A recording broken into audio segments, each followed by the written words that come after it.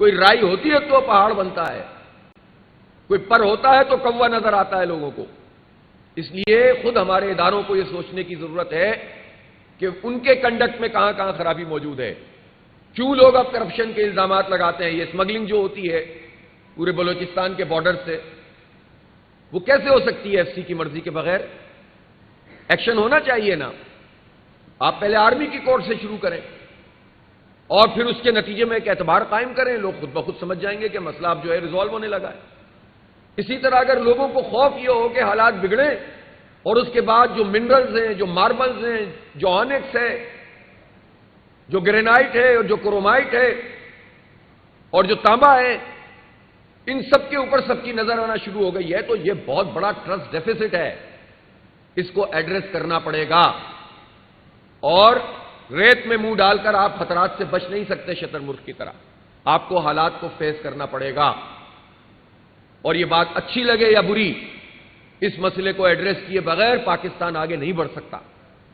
اس لیے کرپشن کی ہر سطح پر، چاہے وہ بیوروکریسی میں ہو، چاہے وہ اداروں میں ہو، چاہے وہ حکومت میں ہو، اس کو ایڈریس کرنا پڑے گا، اس کو ختم کرنا پڑے گا۔ اور جو جتنا با اختیار ہے، جتنا طاقتور ہے، اس کی سب سے زیادہ ذمہ داری ہے۔ اسی طرح بلوچستان میں جس طرح سے حالات کو موضوع بنا کر پھر انسرجنسیز شروع ہو جاتی ہیں، ہمارا دشمن بھارت اتنا طاقتور کیسے ہوا ہے جو بلوچستان کے معاملات میں دخیل ہوتا ہے؟ یہ بھی ہماری حرکتوں کی وجہ سے ہوا نا۔ جب آپ نے اپنے دوست ملک افغانستان کو اپنا دشمن بنا لیا تھا، جب آپ نے امریکہ کا ساتھ دیا تھا اور دشمن حکومت آ کر بیٹھ گئی تھی،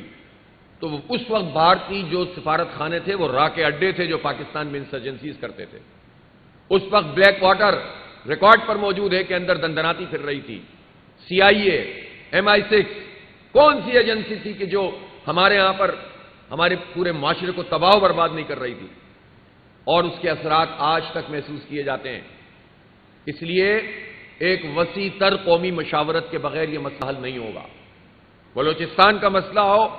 یا قبائل کا یا پورے خیبر پختونخوا کا یا پورے پاکستان کی سالمیت کا، اس پر مشاورت ہونی چاہیے۔ اس میں فوج بھی، اس میں قوم بھی، اس میں اپوزیشن بھی، اس میں حکومت بھی، اور سب سے زیادہ ذمہ داری یہ حکومت کی ہے کہ وہ سب لوگوں کو ایک پیج پر لانے کی کوشش کریں، بٹھائیں، اور یہ جو وقتی فائدے حاصل کرنے کے لیے تقسیم در تقسیم کا عمل ہے، اس کو ختم ہونا چاہیے۔ میں اس موقع پر یہ بھی مطالبہ کرتا ہوں کہ اس وقت پاکستان میں جو پیٹرولیم کی قیمت ہے، اس میں فوری طور پر 15 ستمبر کو تو کم از کم 2 طرح سے کمی ہونی چاہیے۔ ایک تو جو کروڈ آئل کی قیمت عالمی مارکیٹ میں فی بیرل کم ہو رہی ہے، اور یہ 15-16% تقریباً کمی کی طرف گئی ہے پچھلے عرصے میں، تو وہ ریفلیکشن پاکستان کے پیٹرولیم کی قیمت میں نہیں آیا۔ تو جو اوریجنل قیمت ہے جو لیوی کے علاوہ ہے، وہ کم از کم یہ 15 ستمبر کو 20 سے 25 روپے کم ہونی چاہیے۔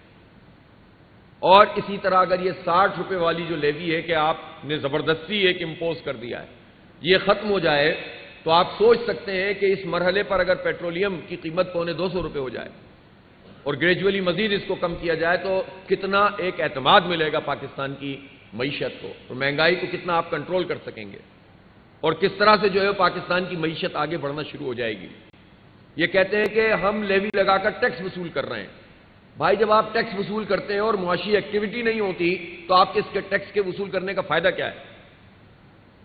آپ اگر قیمت کم کریں گے تو خود بخود آپ کو ٹیکسز زیادہ ملنا شروع ہو جائیں گے، جو آپ کی جو اکنامک گروتھ ہے جب آگے بڑھنا شروع ہوگی۔ تو آپ وقتی فائدہ حاصل کرنے کے لیے معیشت کو تباہ کر رہے ہیں، اور کہتے یہ ہیں کہ چونکہ IMF کے اہداف پورے کرنے ہیں، یہ جو 2% سود مزید کم ہوا ہے، ٹھیک ہے ہم اس کا خیر مقدم کرتے ہیں، لیکن یہ 2% کیوں ہے؟ یہ اس وقت بھی پاکستان کی معیشت میں، اول تو سود کو ہونا ہی نہیں چاہیے، لیکن اس وقت بھی پاکستان کی معیشت میں اس کی گنجائش موجود ہے کہ آپ 10% پہ فوری طور پر لا سکتے ہیں، 2-3 مہینے میں یہ کام کر سکتے ہیں، اور یہ 10% پہ آ جائے آپ کے 4-5 ہزار ارب روپے گورنمنٹ کے بچ جائیں گے، اور اس لیے بچ جائیں گے کہ آپ کا جو اندرونی قرضہ ہے وہ 43-44 ہزار ارب روپے کا ہے، اور اس اندرونی قرضے کا سود ہی 8.5 ہزار ارب روپے جو اس بجٹ میں آپ کو دینا ہے۔ اگر آپ یہ انٹرسٹ ریٹ کم کر دیتے ہیں تو خود بخود 4,000 ارب روپے بچیں گے، اور 4,000 ارب روپے بچنے کا مطلب ہے کہ آپ بجلی کی قیمت اس کی لاگت کے مطابق کر سکتے ہیں، اور جو ہمارا جنرل مطالبہ ہے۔ تو ایک قدم سے آپ کہتے ہیں پھر کیا بینک کیا کریں گے؟ تو بینکوں نے تو جتنی لوٹ مار کرنی تھی کر لی آپ کے ساتھ مل کر، حکومت کے ساتھ مل کر اس وقت جو لوٹ مار پاکستان کے بینک کر رہے ہیں وہ تباہی ہے،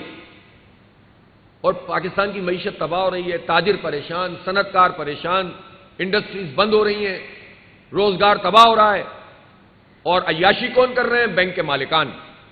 بدترین جو فسطائی نظام معاشی ہو سکتا ہے وہ اس وقت پاکستان میں ہے، چند لوگوں کو فائدہ پہنچایا جا رہا ہے، یا تو آئی پی پیز کی کیپیسٹی پیمنٹ کے نام پر ان لوگوں کو فائدہ پہنچایا جا رہا ہے، یا بینکوں کو فائدہ پہنچایا جا رہا ہے، اور یہ ایک ملی بھگت ہے، ایک پورا نیکسس، ایک شیطانی قسم کا اتحاد ہے جس نے پاکستان کی معیشت کو چند لوگ کھا رہے ہیں،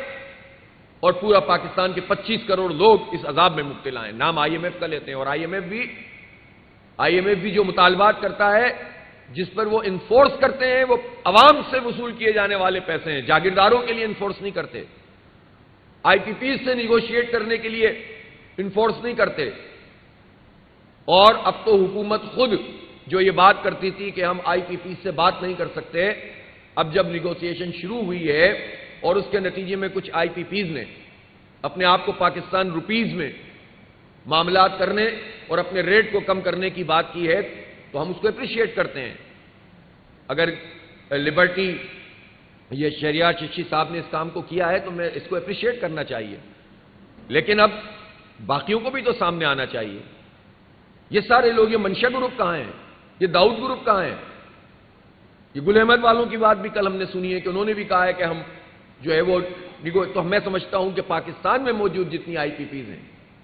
اور ان آئی پی پیز میں سول بھی ہیں اور ملٹری اداروں کی بھی ہیں، جس کا جتنا بھی سائز ہے اس سائز میں وہ کچھ نہیں کر سکتے، علامتی طور پر وڈرا کریں کچھ چیزوں کو، اس سے پوری قوم کو ایک اعتماد ملے گا۔